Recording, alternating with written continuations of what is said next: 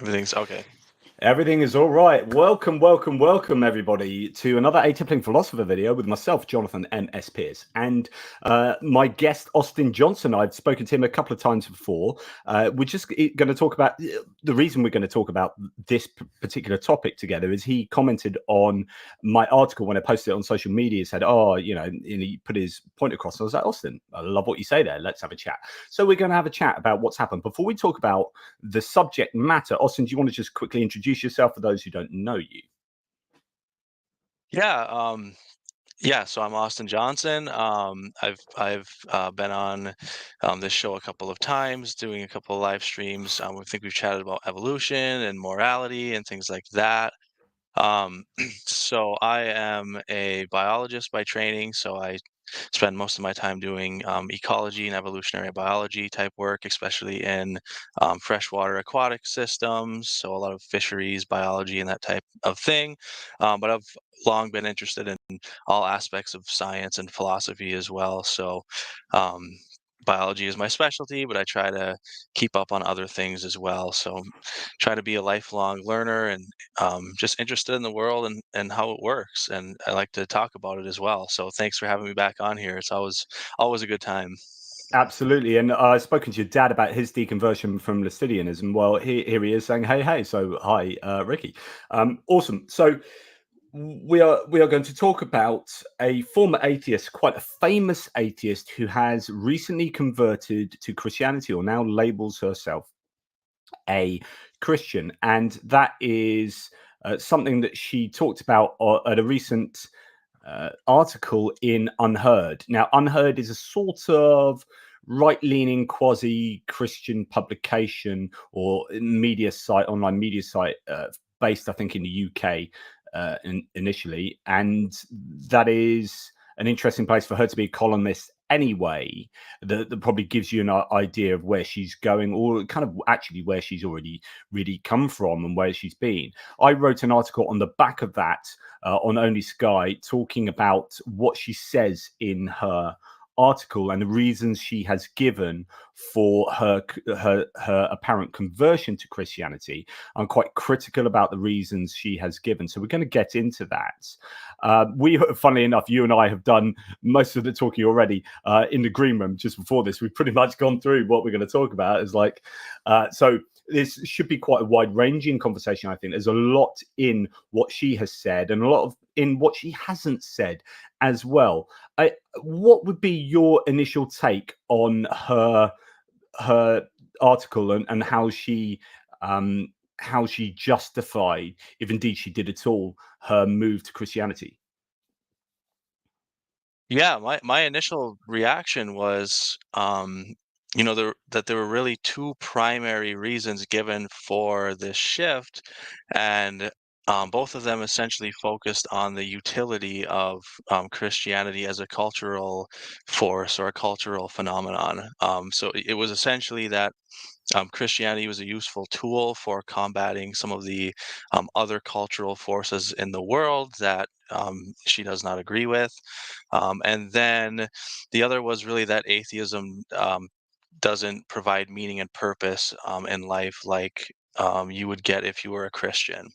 And so my reaction to that was, these are very poor reasons for converting to a religion. There was no mention of the truth value of any of the fundamental claims of Christianity. Nothing about here's all the evidence for God's existence. I looked at it and it's really good, and so I believe in God. And then also the resurrection is true, and here's why. And so we need to follow Jesus. There was none of that in there, so it was really kind of like some um, low level entry level apologetics type of arguments. um, it wasn't very impressive in terms of the reasons for converting to Christianity. Yes, so much to get into there in what you just said. I suppose we should give a little background as to who she is, right? So a little background. She is, well, as it says here, on Wikipedia, but she's a Somali-born Dutch American activist. She lives in America now, but originally was went to the Netherlands, indeed got involved in politics and was a politician for a centre-right political party. And I think that says quite a lot as well. But she was essentially became an infidel from Islam, having had bad experiences throughout her life with Islam, and became essentially an anti-Islamic thinker and author. I've read her book Heretic, which I thought was a good book actually, and we get onto the whole Islam thing and atheism and how to position criticisms of Islam. But I think it's interesting to note that she was already involved in centre-right politics in the Netherlands before, coming out politics and then getting into writing books, and she was kind of a fringe member of the New Atheist movement, where you had your Hitchens and your Sam Harris and your Richard Dawkins and so on and so forth, Daniel Dennett, and she was there or thereabouts on the back of particularly very strident criticisms of Islam. Now, I myself have had an interesting experience with criticizing Islam. So it's one of these things where you can spend your life criticizing Christianity and people don't mind because it's like the dominant religion in the world. And so when you do that, everyone's like, yeah, that's fair enough. It's like you're punching up, right? Whereas in particularly in places like the US and the UK, where Islam is a minority movement and worldview, some people see it as punching down. And when I have written, and I've indeed spoken at universities on Islam and violence, which is not massively dissimilar to what Ayaan Hirsi Ali has said in her books. I've actually had many fellow liberals attack me for criticizing Islam as if that's the wrong thing to do. I was like, hang on, you've not said a word about my criticism about Christianity, but now you're having a go at my criticisms of Islam. By the way, have you read the Quran? And invariably it would be no. Well, look, I have, and I'm writing these on the back of my understanding of the Quran, having read the Quran, and on my understanding of the Hadith, and so therefore I think I'm justified in saying that Islam is theologically, and especially if you add the Hadith, which whatever, but if you add these other texts in, I think it is inherently pretty violent. But even as I was doing that, and I still believe exactly what I believed then, I did understand that in saying this, it could be used as ammunition by genuine Islamophobes who would want to use that kind of rhetoric to drive a wedge between Muslims and others, or to use that as a kind of an oppressive way of dealing with Muslims. And I understood that context and thought, yeah, I can see. And I've actually stopped being so critical of Islam. That's not critical of Muslims, that's critical of Islam. What are your thoughts on that whole can of worms? Well, I think that you put it very well, and I agree with your perspective on it because there's a very fine line between criticizing Islam and its texts and its tenets as a religion and being Islamophobic toward people. And those things can get blended sometimes, and that has certainly happened in the atheist community, in the atheist movement. Some of the more reactionary or right-leaning or even far-right atheists have no problem engaging in outright Islamophobia, and that can kind of taint some of the other works or writings of other people who are criticizing Islam from a more respectful position, right? Where you're being mindful of Islamophobia, but trying to talk about the religion. It's much easier to criticize Christianity, certainly in the United States for sure. And with respect to the violence and things like that, um, there's violence inherent to the Quran and the Bible as well, right? I've read the Quran as well, as you have, and of course the Bible, and the Bible's pretty bad. I think a lot of people don't realize how bad it really is.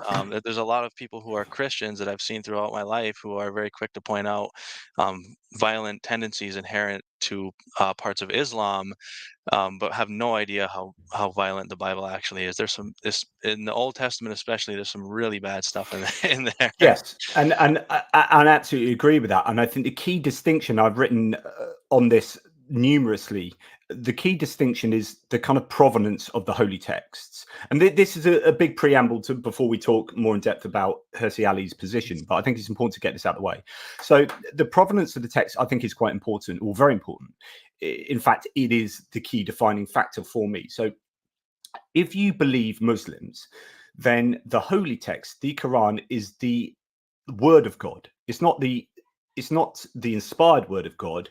It is literally dictated by the archangel Gabriel to Muhammad in a set of different places over time, but it is basically what supposedly, and it's supposed to be in Arabic, the exact word of God, which means that there's far less wriggle room when it comes to, well, I'm going to interpret it this way, or I'm going to forget that, like you do with the Bible, which is like, yeah, not so big on the Old Testament. New Testament is a new covenant, and we can or we can have some historical analyses and textual criticism of this and that, because it's the inspired word of God. So there's all this wriggle room. And it means that some of those awful moments in the Old Testament can be kind of whitewashed and forgotten about. So that's why I think there's a big difference in the kind of violence that is concerned with both these holy texts and the resultant worldviews. I guess my conclusion would be that as much as you can get true Islam and true Christianity, I think you can't get true Christianity. It's so varied. There are so many denominations precisely because of the levels of interpretation you can get. But as far as you can get a true Islam, you can probably get a closer idea of a true Islam given the exactitude of the word of God. And reading the Quran, it's dehumanizing. You read that as a humanist, you come away going, God, they hate me. Literally, God, they hate me. And so you think this really is more concerned with violence than from a theological point of view, from almost a direct command from God point of view, that is far more difficult to disagree with. So I guess that's why I would say that Islam as a thought system, as opposed to Muslims, is possibly more violent than Christianity, and that's an issue, but it's also not very good for social cohesion. Yeah, I think you've got a good perspective on that. And yeah, it is really hard to kind of nail some of those things down with Christianity because there's so many variants and there's so many ways to get around some of those problematic parts of the Bible, and especially with the Old Testament. I mean, there's a lot of different either rationalizations or kind of hand waving of certain portions of the Old Testament. Like, well, that doesn't really matter anymore, or things changed in the New Testament or whatever.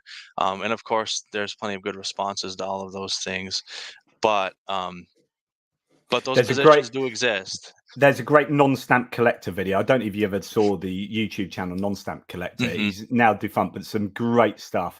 One of them was a context video. It's like context. It's like, yeah, we can explain it away because of historical context. It's like, Hmm. anyway, but nonetheless, yeah, absolutely. I suppose the situation is I look at, say, a liberal Muslim and I say, you are the kind of Muslim that I dig, right? You are morally aligned with me. You just happen to believe in this kind of Islamic understanding of the world and God, right? But you're a liberal Muslim and I'm a liberal atheist, so we've got a lot in common.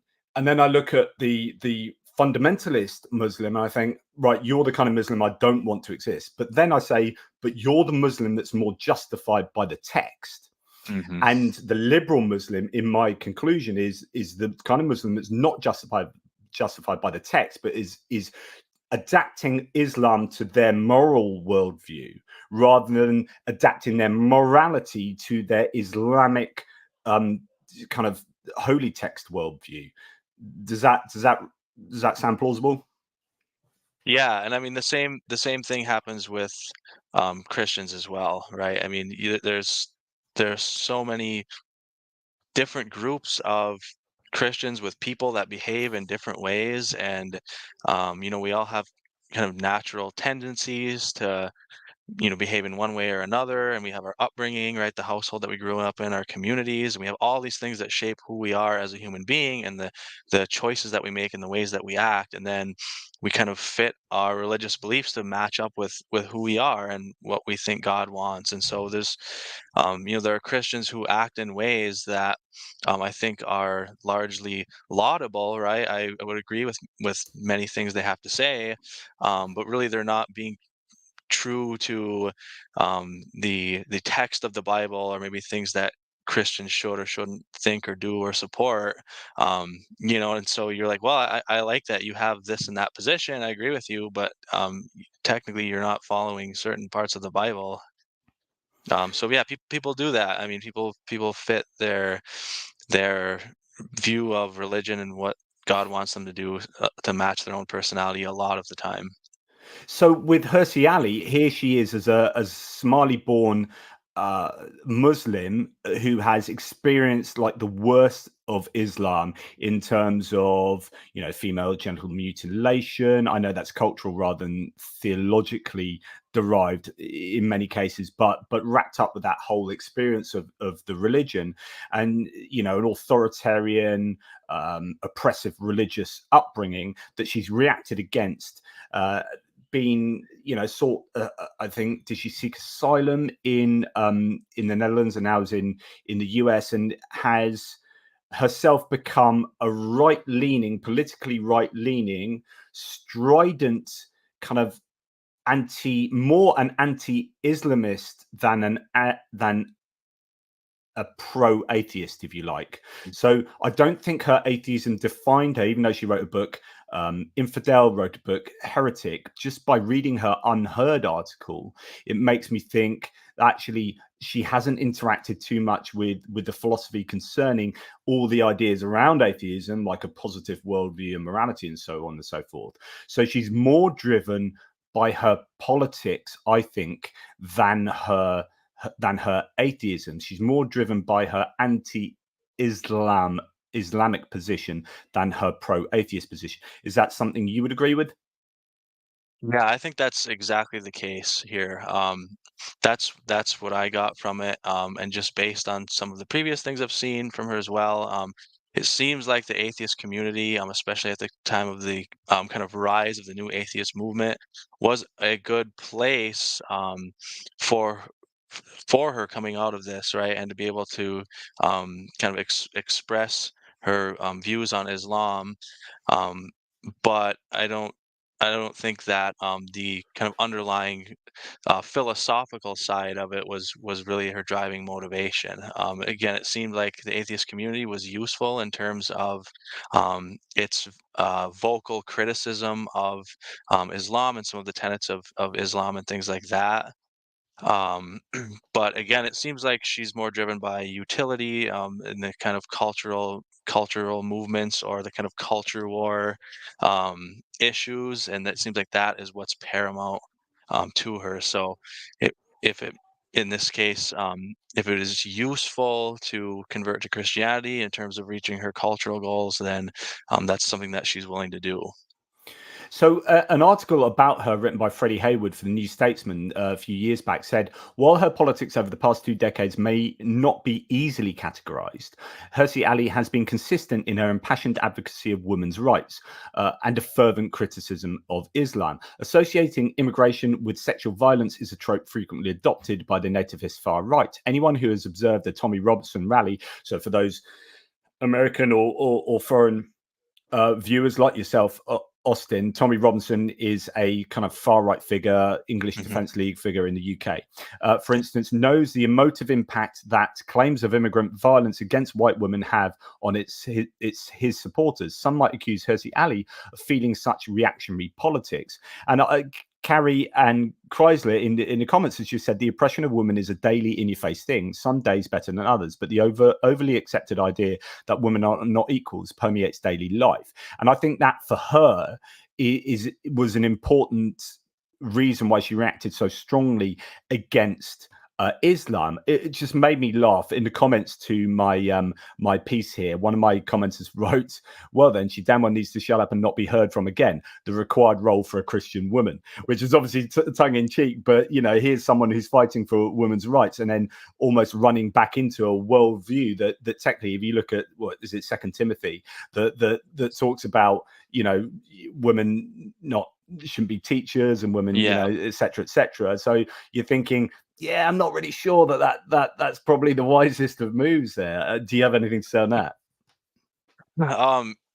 Yeah, I agree with that. And it is kind of ironic, that she would run and join something like Christianity when, yeah, again, they have some regressive views on women's behavior and the role that women have in society. Again, I can take on what I think is some of her thought process in this whole situation and kind of understand how she gets from point A to point B to point C.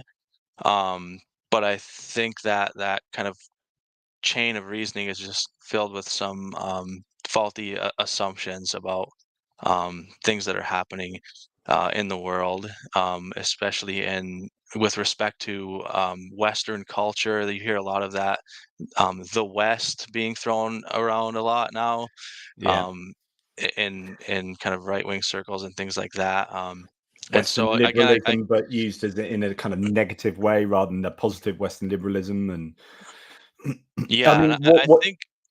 Yeah, carry on. Oh, sorry, I didn't. Oh, I was just gonna say, I think that it seems like kind of what her reasoning is that there are these cultural forces that we need to combat, Mm, because of their deleterious impacts on society and humanity and such. Um, and when people don't believe in God or they're not, they don't have this overarching structure of meaning and purpose, then they will believe any and all other things, and a lot of these other things are harmful things that they shouldn't believe, right? And one of the things that is mentioned was wokeism, right? And so I think that some of her thinking is kind of, if you're an atheist, then if atheism is growing, people will just believe anything and they'll believe in all of this woke stuff, and the woke stuff is really bad for society. So it's better off to just be a Christian because then you won't fall victim to wokeism and believe all of these other things that someone like her would say are absurd or not true or things like that. Does that make sense? yeah, yeah. So, I mean, part of her essay is I've quoted here in my piece.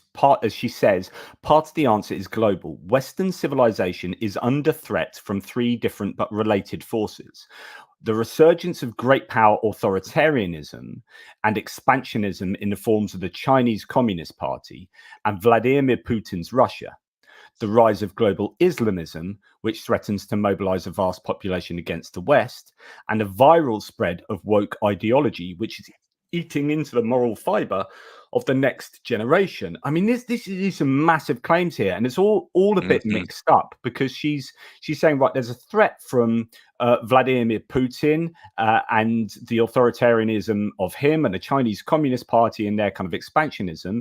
Yet she has elements of kind of authoritarianism in her own thinking, but then elements not. And then she says, this woke ideology, which indeed is what Vladimir Putin often is railing against.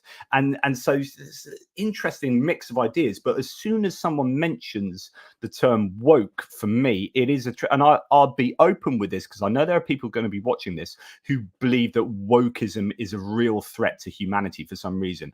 That I'm not your guy, right? Because I mean, just to say, I've written an article said, "What is woke?" It's my trigger word. It triggers me because as soon as someone rails against wokeism, I can kind of I know who they are. I can tell an awful lot about them just in the experience I've had of people saying that. And it's such an ill-defined word. It just basically means libtard these days, Hmm. or something similar to that. And I think it's just anything that I dislike about politically and culturally about the person I'm talking about or to. And I think it's really lazy thinking often, Hmm. rather than doing anything decent. What's your opinion on that? Yeah, I think that um, it's been kind of the same underlying phenomenon and just a shift throughout time, right? Like you said, libtard, and then That became SJWs around 2016 and the rise of Donald Trump, right? It was all like anti-SJW stuff. And then that turned into anti-wokeism and woke stuff. It's the same thing, just kind of a different label for it. And yeah, that was, I think, one of the driving factors behind this. And I noticed that she did have in that piece a G.K. Chesterton quote, the one that goes something like, "When men choose not to believe in God, they don't believe in nothing. Now they'll believe in anything, right?" And so that's where I was kind of gleaning. She's thinking that if people don't believe in God, if they don't have this underlying religious structure, they're willing to believe anything, including wokeism, which is bad.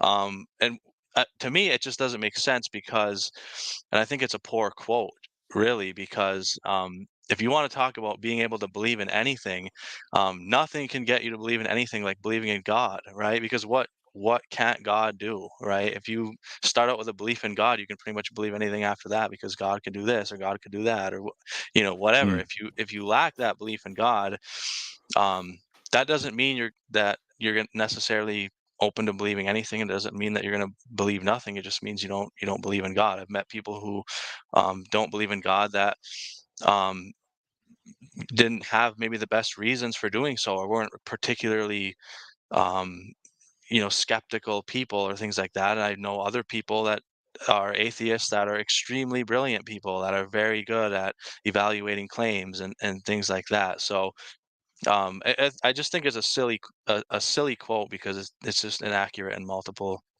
ways, but it does provide kind of an insight into the underlying thinking of why she's taking on this position. Yeah, there's another quote from. I'm just going to find that Chesterton quote. I should have done that while you were talking there. Here it is. So I'll show that to the audience. There you go. So she said, the result is a world where modern cults prey on the dislocated masses, offering them spurious reasons for being in action, mostly by engaging in virtue signaling theatre on behalf of a victimized minority or our supposedly doomed planet. So she's throwing in all sorts of right-wing talking points here about there's environmentalism going on there. There is like speaking on behalf of people, which is kind of like virtue signaling, all these ideas she's throwing in. The line often attributed to G.K. Chesterton has turned into a prophecy. When men choose not to believe in God, they do not thereafter believe in nothing. Then they become capable of believing in anything, as you said. Now, the other quote I think that was interesting from her piece is, in this nihilistic vacuum, and we can talk a lot about this, about the meaning and purpose, which I think is a big component of her labeling of Christian. This nihilistic vacuum, she says, the challenge before us becomes civilizational. I mean, she's really big ideas here, but treated really simplistically. We can't withstand China, Russia, and Iran if we can't explain to our populations why it matters that we do. We can't fight woke ideology if we can't defend the civilization that it is determined to destroy. These are massive claims, right? That woke ideology is literally going to destroy civilizations. And it's along the same lines of China, Russia, and Iran. It's like all the challenges of the world. I tell you what, and it sounds like Tucker Carlson, and it sounds like Fox News, like Laura Ingraham, just like banging on about and putting in the same box these like, oh, I tell you what keeps me up at night. Like, nuclear Armageddon as a result of Putin going nuts, Iranian X, Y, and Z, Chinese expansionism, and woke ideology. It's like, really? Like, how much does that really affect you? Anyway, and we can't counter Islamism with purely secular tools. I mean, I really contest this. Like, to win the hearts and minds of Muslims here in the West, we have to offer them something more than videos on TikTok.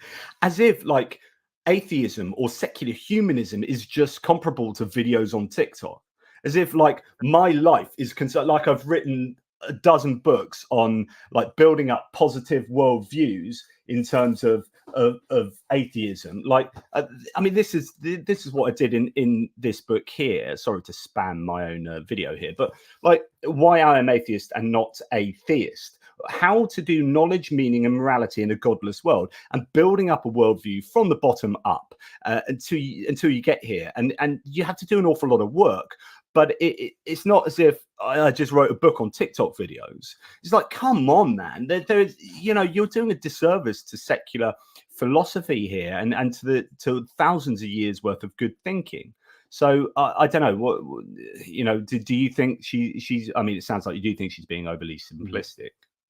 Yeah, I mean, it's definitely a large blanket statement that, yeah, it totally disregards so much work that has been done by so many people on thinking about what it means to lead a productive, meaningful life and have purpose in your life. There are so many answers to these questions um, that come from a secular perspective. There's so much that has been done, and to pretend that, yeah, it's just, oh, there's nothing more than videos on TikTok. It's just overly simplifying what is out there. I mean, there is a ton out there.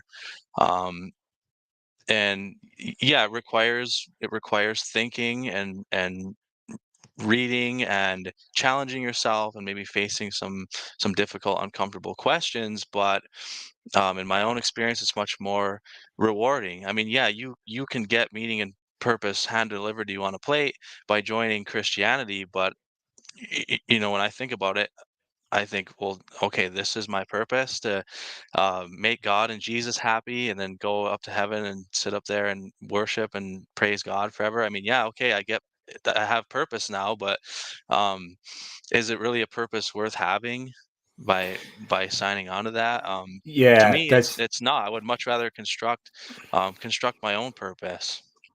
this is something I've written an awful lot about, which is there's this far nobler process, in my opinion, to construct your own meaning and give yourself a purpose in life, rather than have it thrust upon you from a third party, like having God or a belief system like Christianity thrust a meaning on you, like for them to give me a meaning to my life. It seems very, I don't know, you could say lazy, or just you're freely giving up something that gives us great human agency, which is the ability to define meaning out of our own lives. It's like, oh yeah, whatever. I'm just in the lap of the gods now in terms of my meaning, or in the lap of these religious believers. And yeah, I just think that it's far nobler to construct that ourselves. And not only that, but even if I am going to have this meaning and purpose thrust upon me by others, I still have to interpret that subjectively, though. So there still is Mm. this subjective work that needs to be done. My mate here has put the other side of the case here. So JP, a worldview might ring true based not merely on a merely historical evidential view, but on a utility evidential view. If she found atheism unworkable, isn't that interesting? Uh, the first thing I'd say to that is, thanks for that question. I don't know that she has found atheism unworkable, because I don't think she's given it a proper try, or at least Mm. not secular human atheism. The problem is that atheism, either strong atheism, which is what I adhere to, which is the strong belief that, or the positive belief that God does not exist, right? Or weak atheism, which is a lack of belief in God. Either of those, that's all it doesn't tell you anything else. So everything else, as you Mhm. say, Austin, you've got to do the legwork. And that might take some effort, right? And it might not be for everyone. Case in the in Hirsi Ali's case here, that might not be for everyone. But if you want to seriously consider these ideas, you need to interact with secular humanism as a massive philosophical endeavor, right? Rather than just say, oh, there's nothing to it, and this can't answer all the problems I have, so Christianity. I don't know that I don't think it's fair to say atheism is unworkable. It might be, Mhm. yeah, she found atheism unworkable, but that's a criticism, is she hasn't actually done the requisite legwork. Thoughts? Yeah, I mean, I agree with that, and I don't necessarily view atheism even as, I guess, a worldview in Yeah, so much as it is a position on a singular claim, and that is, does God exist, right? yeah. If you viewed signing up for Christianity, for example, as walking into a fully furnished house that has all the things that you need in it, but you have to take it as it is, atheism with respect to that would be getting a house that's empty, and now you're free to furnish it the way that you like, right? Atheism just allows you to construct a worldview of your making because you're free to do that. You don't have these ideological commitments, but it doesn't necessarily really tell you anything about how to live, or what your purpose is or what you should or shouldn't do.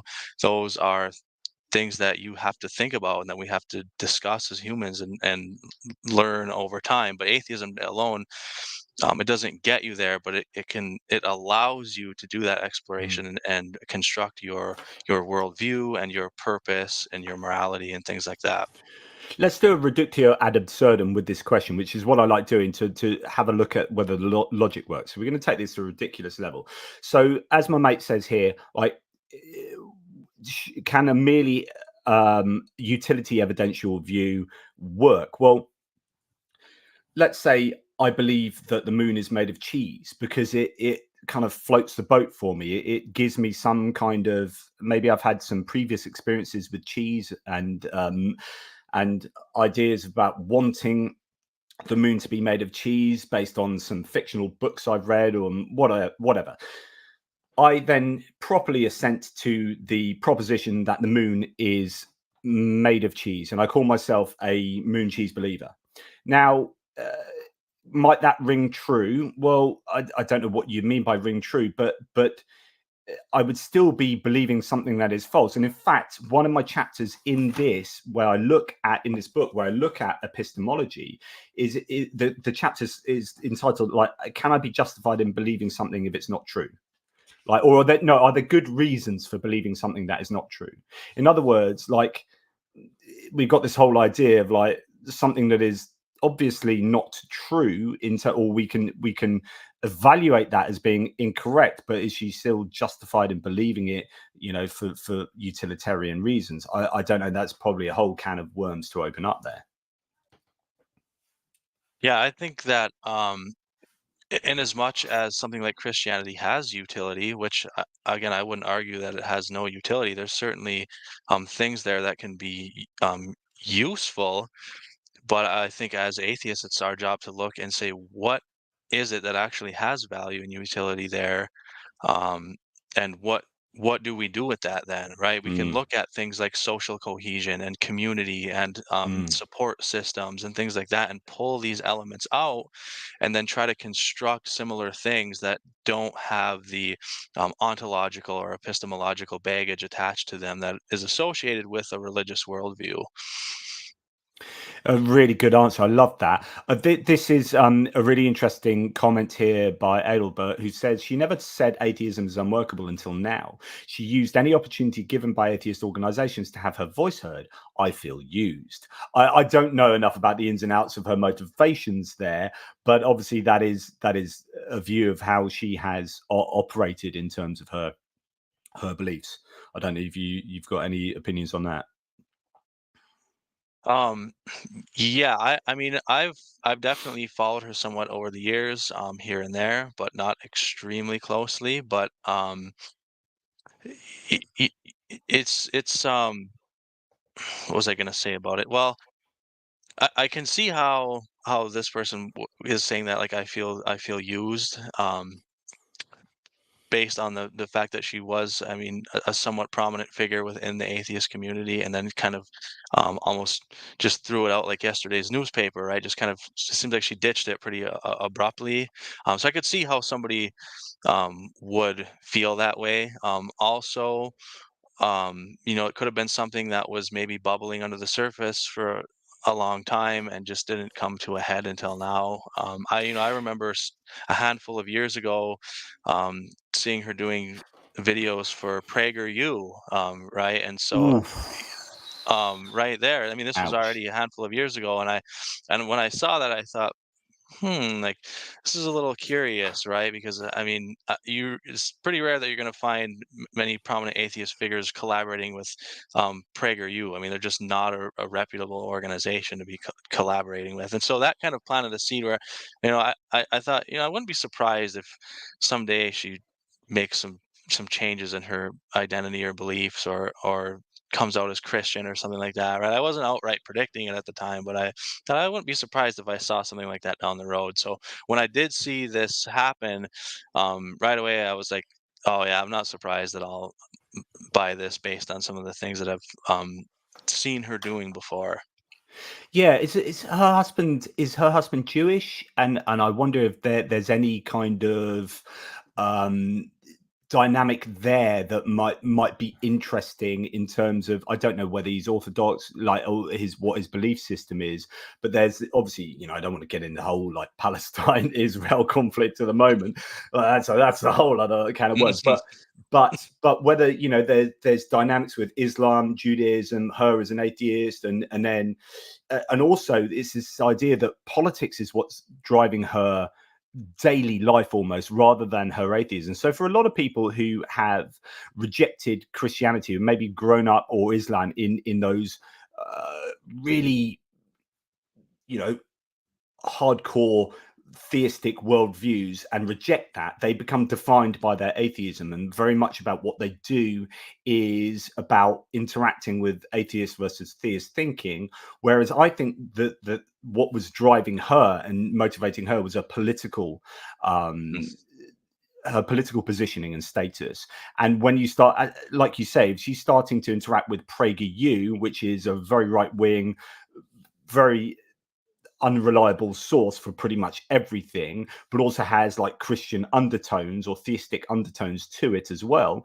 And when she's starting to interact with Unheard, which I'd say is quite similar in some aspects, it's like a quasi-religious right-leaning media organization, then you're thinking, right, really that's what's driving her. So it's her politics. And we might talk about then like the horseshoe theory of politics. So where, I mean, I personally think any kind of linear approach, even the horseshoe, is a bit problematic, because I think the political compass is far better, where you've got 4 quadrants and it's just more, it's not simplistic. But the idea that the extreme left and extreme right end up being quite close, probably joined by authoritarianism. I know that she talks against that, but and you can see sometimes there being people that can jump maybe from one to the other, and you think, hang on, you're jumping from one extreme to the other, but actually it's quite a close jump.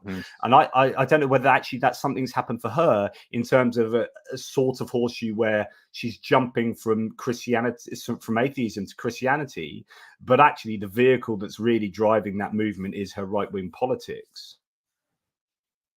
Yeah, I think, again, I think that it is, especially because of the kind of emphasis that she's placing on things like wokeism destroying Western civilization.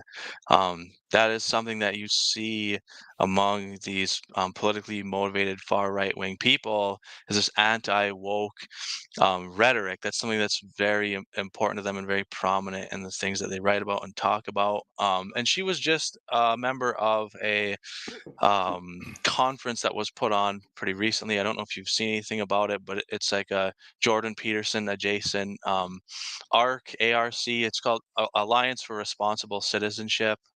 And it was like a big conference where it's basically kind of like conservative think tank type conference, right?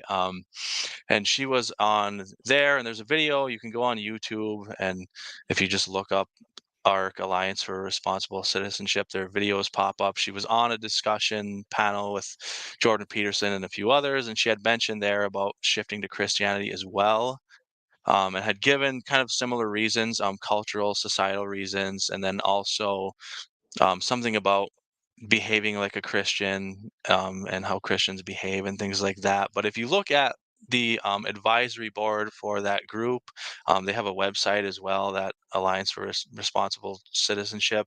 I mean, it's full of far right politicians, American politicians. I scrolled through the advisory board just to see who was on there, and there's like Jordan Peterson's on there, but then there's Dan Crenshaw is on there. Um, the new speaker, Mike Johnson, is on the Oh, advisory board. Mike Lee is on the advisory board, and also Vivek Ramaswamy. So I these mean, are these are far there's a right bad political. bunch of people there. Like, Yeah, this is a Mike yeah. Johnson is a full-on Christian nationalist, as in, like, Yes. Hmm. I did a piece on him the other day, and someone who was probably Christian reacted to that on one of my YouTube threads, saying it's not really helpful if you calling someone a Christian nationalist. I was like, I don't think you understand. It is a bona fide term. I think they were thinking I was like trying to have a go at them, but no, Christian nationalism is a movement. And if you listen to what Mike Johnson says, he's very clear on really not being democratic. He doesn't want a democracy. He wants a theocracy. He doesn't believe in the constitution as effectively. Like, he'll pay lip service to it. But these are really worrying people. Anyway, it's really interesting you say that, because in my article, I talk about how I've noticed this with certain other thinkers. I don't want to really hit on anyone too badly, because the person I'm going to mention is someone I've interviewed before. I've edited a couple of a book of his, and like, I know him and interviewed him when he was very like a Democrat voting atheist. Well, now he there's a chap called James Lindsay who has now involved with his own movement called New Discourses. But interestingly, New Discourses, the website of New Discourses, is run as part of the business of Mike O'Fallon, who is a Christian nationalist, right? And so you like got someone who was an overt atheist getting into bed with right-wing Christians on account of the politics as opposed to the philosophical worldview. And then when you see some of the articles on, for example, James Lindsay, I mean, my goodness, what an absolute rabbit hole his move has been. I mean, there's some really spurious stuff involved there. That again, I don't want to be too. I don't want to be slanderous or slanderous or anything, but the point is that sometimes you do see these moves that people go down rabbit holes. I know a lot of people actually who have gone down the kind of Jordan Peterson rabbit hole, the woke ideology, and then gone into here and to there, and have gone around the corner. It's like, oh, hang on, and there would be one of them. But I know people who have espoused some really problematic views based on those political rabbit holes, and they seem to take primacy rather than the philosophy of the existence of God. And it wouldn't surprise me if you had people like James Lindsay ended up being like Christian nationalists 5 years down the line. Yeah, it wouldn't surprise me one bit. James Lindsay is a particularly egregious example of that occurring. I don't have anything nice to say about him, so I won't say I won't say too much about him. But yeah, I don't like him very much at all. So I've seen way It's too much interesting. of his online interactions, and yeah, they've gotten really bad. So yeah, they're really bad, like actual Nazism, actual stuff that I think yeah, is yep, not far from overt fascism. And interesting, yeah, like, and sorry. it's another troubling thing is that the degree to which people with actual fascist viewpoints have been emboldened enough to be able to put these things out there for everybody to see. I mean, it's something that has become increasingly apparent over the past couple of years, and it's extremely troubling. I can't remember what the exact question was, but Peter Boghossian, who's obviously in that same sort of Mhm. group, put a poll, like a genuine poll on Twitter. He's like, I want to know, should we execute people who, it was something like who were, I don't know, too woke or something. No, it was some like I forget the framing of it, but it was like, are you serious? Have you I seriously? did see that. Yeah. Have you seriously asked whether it's justifiable to start executing people on the basis of some Hmm. thing that I wouldn't even remotely go there with? And it's like, wow, how far have some of these people gone where they've just gone down that extremist rabbit hole? It's Hmm. just really very worrying. And I got into an argument. I stayed because I know James, and we've had such good interactions in the past. And as I say, I published one of his books. But we, I got into an argument with him publicly on Twitter because he defended.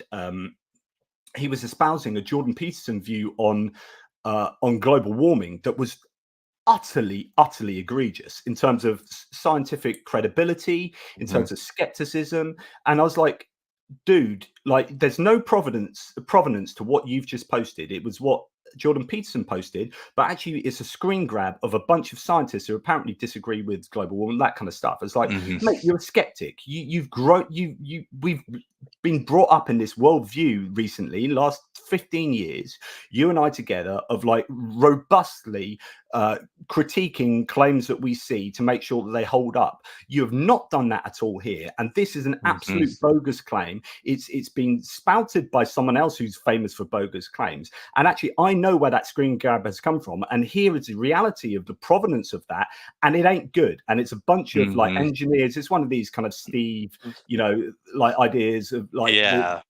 like here's a list of scientists who disagree with global warming, and like all of them are like the creationist engineers or whatever. They're like, none of them are Mhm. climate scientists. It's like, and then he was like, yeah, isn't it cool to have freedom of speech? I was like, no, it's not cool to have freedom of speech if you're just going to lie to people. If you're just like going to do this, which is like, that's not the coolness of freedom of speech. Yeah, Like, freedom of speech is great, but we should feel responsible for being judicious in the information that we spread on the internet and tell other people. I mean, you should feel responsible for that and want to share accurate information over promoting an ideological viewpoint. And again, just to second that, I mean, as and someone who has works in ecology and evolutionary biology. I mean, I interact with tons of ecologists, people who do climate science. I mean, anthropogenic climate change is I mean, there's no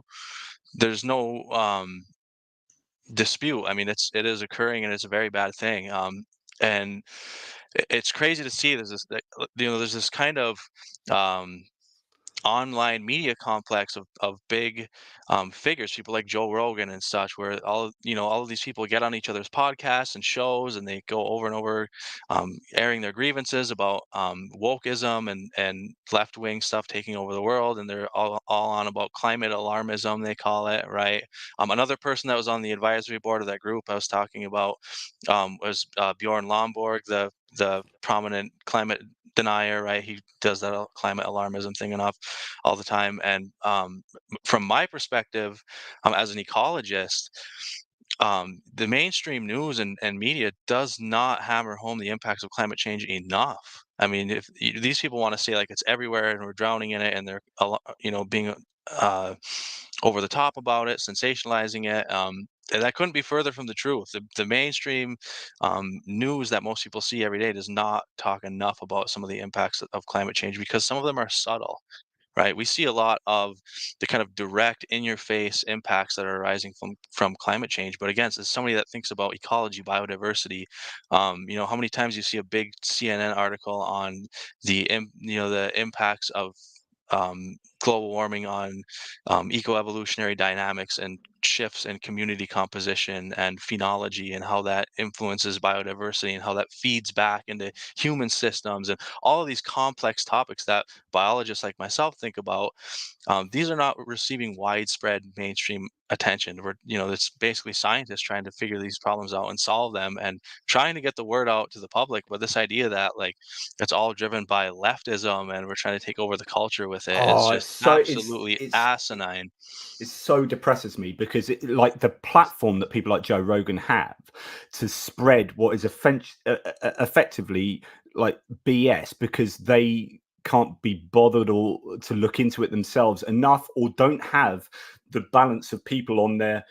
But by all means, invite these people, but don't just invite these people. Have some other people to like balance that properly, and don't be afraid to do a bit of science in the meantime. I just want to go back to because I mean we're going off on one which I thought we might do, but Steve A asks this question. I think this is a really good question. So this is going back to Hirsi Ali, which is what we should be talking about, right? I guess. Can being a refugee from one religion predispose you to embrace another?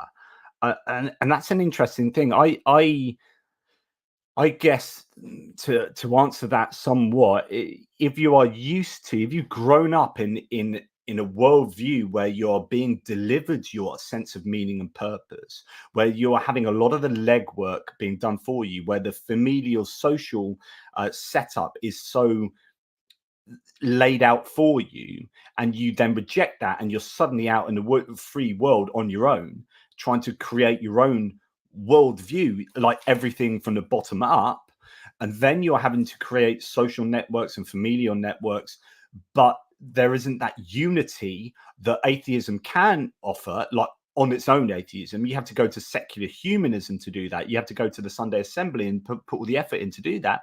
But that it's not just, atheism isn't, as you say, this worldview that encompasses all of these aspects of life. It's just a very small element of the proposition of does God exist, or God exists. Is that true or not? And so therefore, you're going to come out of that, possibly feel a bit lost, and then want that back again after a while of not finding that, by possibly not looking hard enough, but also maybe not wanting to do all the work to build that. I don't know.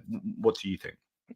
Yeah, and I think that certainly if you're a refugee from one religion, you could be predisposed to take on another one. And I think that people, I mean, human beings in general are kind of predisposed to um, embracing some of these religious aspects, right? I mean, whether that be y- um, from being brought up and raised in religions, and also maybe some of our evolved tendencies to have religious behaviors, right? Things like pattern recognition, our need for meaning and purpose. I think as humans, we're just generally kind of predisposed to religious thinking and those types of practices.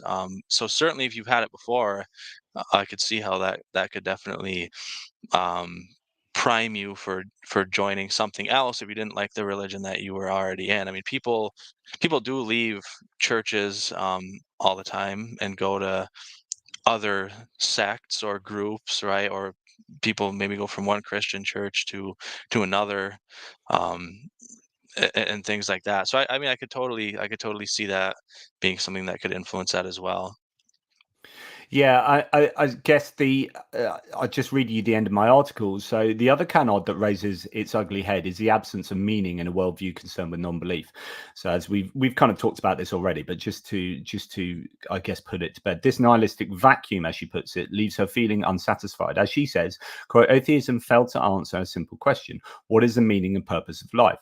Of course, it can't answer that question, which is kind of what you said earlier. It doesn't have the tools to answer that question, because atheism is just a very narrow idea of whether God exists or not. Now, you can follow things on from there. You say, right, okay, because God doesn't exist, what does this then lead me to more likely believe or think about how the world works? And it might get you to this more subjective understanding of reality, that you are building these things yourself rather than having to rely on God to deliver them to you. But I just think it's so naive of her to say that atheism failed to answer a simple question, which is nothing it seeks to answer, because it like doesn't have the tools. Anyway, of course, this is a well-trodden trope. Atheism doesn't supply meaning, for it is merely a lack of belief in God, or in my understanding, a positive belief that God does not exist. And that's it. Meaning needs to come from Mhm. oneself. I would even argue that this is a case whether you believe in God or not. A third party, in this case God, thrusting their meaning and purpose on me, strips me of the one of the most important aspects of human agency, which is what I talked about earlier. Meaning and purpose are concepts constructed by humans for the use and motivation of humans. Above all else, perhaps, is the notion of fear for her. Again, not a positive evidential argument for Christianity, but one of perceived psychological need. As she declares, fear is the basis of the whole thing: fear of the mysterious, fear of defeat, fear of death. As an atheist, I thought I would lose that fear. In other words, she thought, like, I wouldn't fear those things, but atheism doesn't stop me from fearing those things. So I need the belief in God. I need this Christian worldview, because it can't be Islam, because I've said how much I hate Islam. So it has to be another theistic worldview. And I'm hoping that answers my fears and comforts me. And this is a common thing, that kind of psychological comfort that theism gives you, especially when it promises things like heaven, that atheism simply can't. And as I say at the end, I can't help but think she has singularly failed to interact with the positive philosophy of secular humanism. Um, is there anything else you think we need to cover with regard to her account for uh, belief in Christianity, or labeling of being a Christian? I think we kind of got down to the basis of um, what's going on here and why she converted to Christianity. Again, I really like that piece that you wrote. I think you encapsulated it very well. Oh, thanks, Um, mate. but yeah, just to kind of reiterate what you're saying, I mean, atheism is the easy part, right? In my view, really, the work comes in after you're an atheist, and you have to decide, what is my meaning? What is my purpose? How do I live? What is right? What is wrong? Though that's where all of the work comes in, right? And I think it's on us to figure that out and to work together to do so, right? And we can draw from different perspectives and philosophies, right? Things like secular humanism, which I draw from as well. Also, other areas, things like, for instance, economics and political philosophies, right? These things all kind of get pulled into our overarching kind of concepts of how we should live individually, how we should interact, how we should behave, how should we organize and structure our society, our workplaces, all of those types of things. And whether you're a Christian or not, we all do that every day, right? Whether explicitly or implicitly, whether we realize it or not, right? We're always constructing our views on what we should do and how we should live. So really, yeah, atheism is the easy part. The hard part is how do we build our society and interact with each other and all of those things. And I think that if you're going to look at atheism and say that it can't do this on its own and then leave and go to Christianity, it's kind of just um, giving that work to somebody else, saying, I'm not going to shoulder this burden. It wasn't already there baked into atheism, so therefore, atheism doesn't have utility or doesn't have value. Yeah, I just don't agree with that perspective. I think that we need to do the work, and lots of people have done that. Like you had mentioned, there is a lot of literature out there. There are a lot of secular communities out there. Um, but to tie it into that political shift as well, this kind of grievances that I see in this right wing religious thinking, is this kind of persecution complex where they're warding off these big evil forces that are coming to destroy society, like atheism and wokeism and things like that. When Christianity is dominant in the world, right? It's huge. Atheists are in the minority, and also conservatism, especially in the United States, as a cultural movement, is huge. It's massive, right? It's not like they're all being silenced, right? Joe Rogan gets plenty of viewers, and if you look at some of the positions that someone like myself would hold, in terms of economics, say drawing from like Marxian theory about how we should organize a workplace, that is an extreme. Minority view in America, right? So this like kind of view that like Marxists are coming to like take everybody over. I work in academia, and to someone like Jordan Peterson, I would say, where are all of these Marxists that are hiding everywhere? Because I interact with people, and I specifically have spoken to other faculty members that work on Marxian theory to look at their work and talk to them, and there are not many of them. It's not this huge boogeyman that's coming to destroy the world. And if you actually talk to people and really engage in honest conversation about things that type of things that we believe, you would realize that a lot of people that even do study Marxian theory, for example, are concerned with, how do we organize an enterprise, right? Not, let's take over the government and have a top-down state capitalism type structure, right? There's much more nuance to it than that. So if people were more open to engaging in honest conversation and actually listening to people rather than making these caricatures and attacking them, we could make a lot more progress than by joining Christianity. Yeah, and I think that's probably a product of our polarizing society, both in the US and in the UK, but particularly the US, where you've got a two-party political system that really does inhibit representation of different views and get you to lump in the extremes. And just there seems to be even be a lack of bipartisan working these days. You see the activities in House of Representatives recently. You see the Senate, and there's just not much appetite for people reaching across the aisle and said, "Yeah, let's get this bill sewn up by working together. There just doesn't seem to be happening. But anyway, I digress. Part of what you were saying earlier is something I've talked about quite a number of times, probably with you in the past. I don't know. But the idea of, and I don't know if this refers to Hirsi Ali, but some people have very busy lives and they work, 80-hour weeks, and they go to church on a Sunday, and they want their morality to be told to them. They want their meaning and purpose to be delivered to them. They don't want to do all this world building. They can't be bothered to do that. After a busy week, they want to go down the bar on a Friday night and have a pint with their mates, and going to church on a Sunday and be told what to think. Whereas we are advocating creating and building up our own worldviews from scratch. And that just takes a hell of a lot of effort. And people just don't want, for bona fide reasons, just don't want to have to do that. And so actually being told how to think is actually what a lot of humans want out of life. And it could be that Hirsi Ali here is kind of like, I want elements of that. Like, I don't want to go out there and looking and constructing. I'm reacting against that. That sucks. But I want something to replace that in a non-sucky way.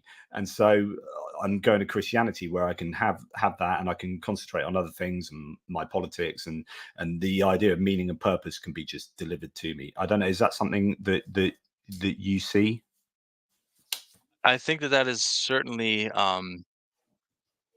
uh, seen as something that's useful for people, like you said, that don't want to put in all that work, right? It's something that's seen as like, okay, it's the easy way, right? I can kind of coast and do the things I have to do, and then go to church on Sunday, and um, people will tell me what to do, or what's right and what's wrong, and things like that. I don't have to go through all of this work. Um, but also, I would say it's also not necessarily as hard or daunting of a task as people may think it is. Because you don't have to do it all at once, right? You can acquire information over a period of time and slowly change how you think about things, based on reason and evidence, and by listening to a variety of sources. So instead of going to church on Sunday, spend that hour or two doing something else, read part of a book, listen to um, a lecture, a podcast, or explore some of these things. Take that chunk of time that you would have used to do that, and do something else, right? I think it's one of those things where if you take the whole big picture and look at it as one thing, it seems like it's so much, it's so daunting. But if you just take it a step at a time, it's not that hard to change your view of the world and how you think about things. But again, within the atheist community, the secular humanist community, all of these communities, that's our job to try to disseminate these ideas and get them out there so that people can hear that type of a message and do that thing. It needs to be accessible, right? It should be out there. So it's great that content creators, like yourself, are out there doing this type of thing, because just having it as part of the conversation, having it be out there, provides people an option to where maybe they'll pick it up and get that snowball building up over time. Absolutely. And I think really, I guess the conclusion about her move to Christianity is it isn't based on atheism. I mean, she admits at the end of her article, what she says, her quote is something like, "Of course, I have a great deal still to learn about Christianity," which is almost an implicit admission that she didn't arrive at it with a great knowledge of Christianity. So therefore, it was for those psychological reasons rather than for the evidential reasons. And that's not to say that Christianity might not be true as well, but her journey to that wasn't justified by evidence. And that is important to note. I discover a little more at church each Sunday. I would probably choose other places to research Christianity than what has been delivered to you by a pastor. But I have recognized, she says, in my own long journey through a wilderness of fear and self-doubt. So again, these are psychological things, that there is a better way to manage the challenges of existence than either Islam or unbelief had to offer. I would just I fundamentally disagree with those conclusions for the reasons kind of we talked about.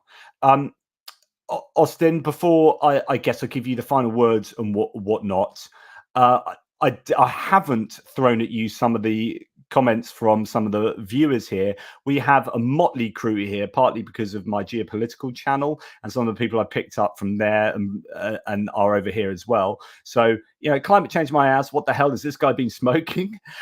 Be nice, Austin. The goal of the climate change people is to depopulation. 2 degrees in 100 years. The Earth is doing what the Earth does. And the climate change fanatics want you dead or living in 15-minute cities. And then just finally, just because I thought you'd like this, an ice age is likely. The massive volcano in Iceland is about to blow. That will get it started. Just any just very quick climate change. How would you espouse your view on climate change in about 30 seconds?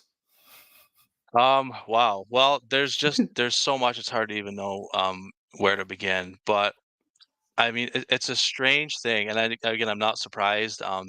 People like that come out of the woodwork just about anywhere you go. There's always going to be those folks.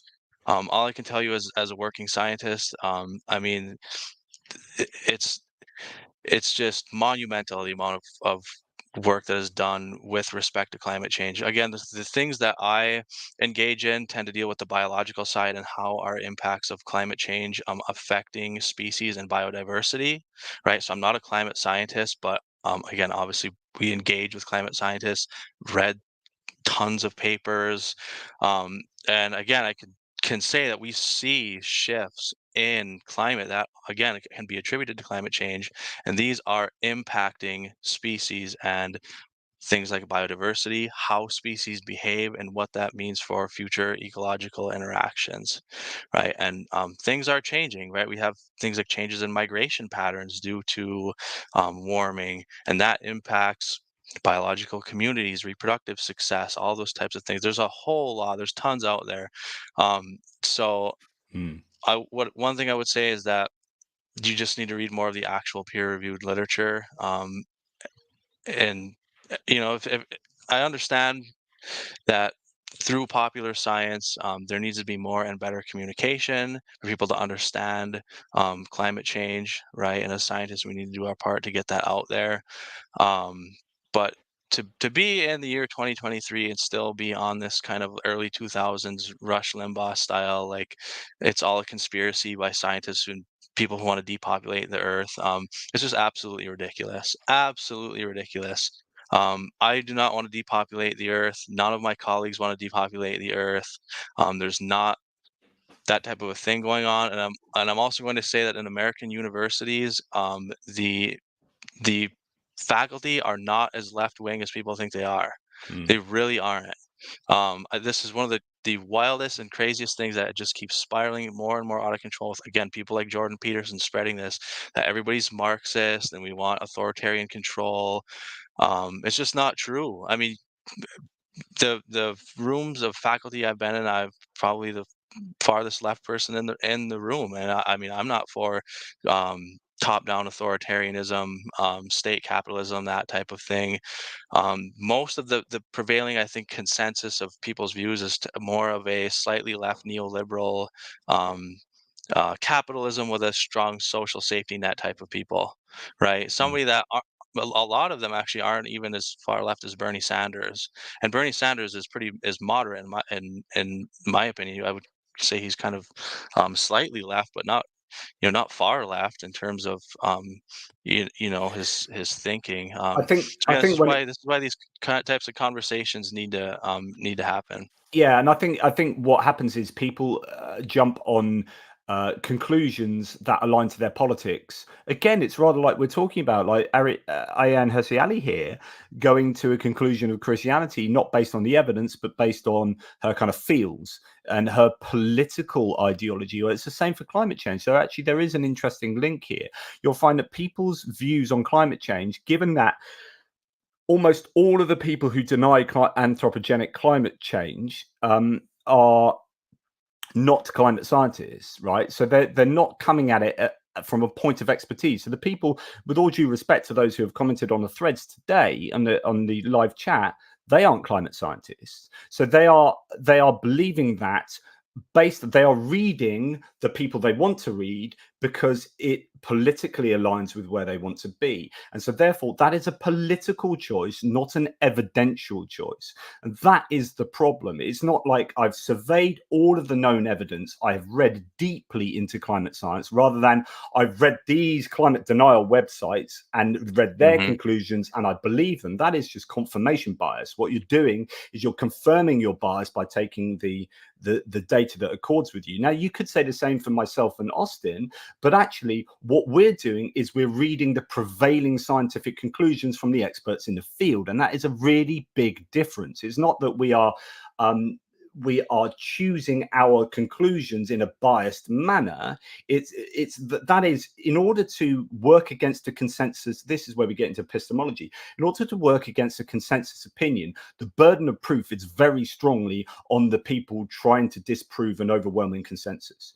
And that work just simply hasn't been done. So you basically, it's basically the same as extraordinary claims require extraordinary evidence. In order to disprove climate change, AGW, you have to bring the receipts and you have to bring overwhelming evidence to overcome the overwhelming consensus. And people aren't doing that. And so therefore the scientific community are just continuing to go about what they do on a daily basis. I don't know. Final words to you. I know this is not supposed to be a global climate change Yeah, I debate. just now that I see it's obviously been a big thing in the chat. Again, this just goes back to what I was saying earlier about honestly listening to people and trying to figure out why people have the views they have. Because one of the worst things, again, like I can't remember exactly what all the comments were, but some of them seem to be attributing negative or malicious motivations to people, and I think you have to be careful when doing that, right? Again, if you just hear some of the views that I've espoused, you could paint a caricature of me, that I'm some evil person that wants to depopulate the planet and implement Marxism, in some type of Lenin style politics or something, when that couldn't be farther from the truth, right? If you actually sat me down and talked, we could talk more about climate change. We could bring up some of that evidence, and then that could transition into, okay, well, why do you draw from capitalist critiques and Marxian theory and things like that? And my response to that would be, we have impacts that are occurring from climate change, and of which a lot are largely due to decisions that are made autocratically by a small number of people that affect us all collectively. This is because of the structure of the enterprise within capitalism, right? You have a small number of people, like a board of directors, that make decisions about how to run a business that affect mass quantities of people. Those decisions are made in the interest of the people running that company, right? Maximizing profit, maximizing the amount of revenue they bring in, trying to do things like skirt regulations so that they can maximize their profit, right? If you draw from capitalist critiques, Marxian theory, things like that, and you look at organizing an enterprise democratically, where the workers collectively own the business and vote and decide on how to make decisions, people will generally collectively make decisions that would not be as extreme or as deleterious necessarily as what you're going to get from this autocratic top-down structure, right? People aren't going to do things like collectively vote to pollute their own backyards so that the boss can make a few more bucks, right? So that's how those things tie together, right? It comes from thinking about what's happening, what can we do to solve it. And for myself, I highly value democracy, right? I think people should have a say in decisions that are going to impact their lives. And if you need evidence of these negative impacts, just look up externalities and look at some of the worst cases of externalities from businesses, right? These are choices that affect third parties, that in which that third party has no say, right? People external to the transaction are being impacted by that transaction, but they have no say in what happens. And that is something that I would like to alleviate, and we need to do that by talking about the way that we organize a business. And one more thing, because I'm sure you want to jump in, but this model of business organization is actually kind of prominent in things like private science firms, people that do things like fisheries biologies, for example. There's a lot of private companies that will do like fisheries research for you. A lot of them are employee owned, right? The employees all collectively own the business. They vote on what happens. They get to decide and make choices about their work life. Again, that's something that I value. So that's how I come to that conclusion. Right, this is brilliant, right? I'm smiling, Steve. What are you smiling about? Well, as Austin was just saying all that, I'm smiling because I know this is another 2-hour video that we're going to stack up for the next like month. I'm like, yeah, we're going to have this chat, and I'm just thinking, yeah, this is going to be. So that's why I'm smiling. And I was also smiling, Steve, because he's just mentioned externalities, and I've just done a geopolitics video talking about negative externalities this afternoon and connecting it to freedom of speech. And when free speech harms people, then and you've got a social media company that has freedom of speech as kind of one aspect of its product, if you like Facebook or Twitter, and you can say whatever you like, but there's a negative externality to that. So if that then causes harm to society, who picks up the cost for that harm?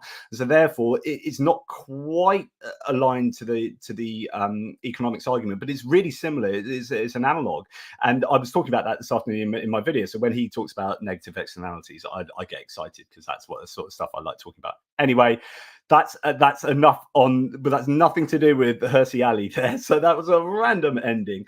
Can I just say, for someone to mention the word deleterious twice in a talk, in an hour-long talk, you know they're an evolutionary biologist.